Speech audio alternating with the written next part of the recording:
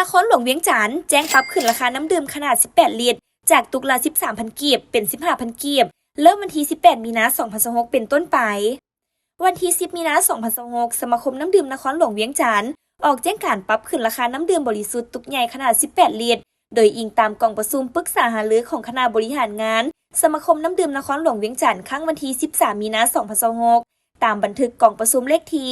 139 และครั้งวันที่ 13 มีนาคม 2026 ตามบันทึกกล่องประชุมเลขที่ 140 ซึ่งได้ตกลงเป็นเอกภาพกันในการแก้ไขปรับขึ้นราคาพื้นฐานขั้นต่ำน้ำดื่มขนาดบรรจุ 18-20 ลิตร ด้วยเหตุผลความจำเป็นในการช่วยให้ผู้ประกอบการโรงงานผลิตน้ำดื่มสามารถประคองตัวอยู่ได้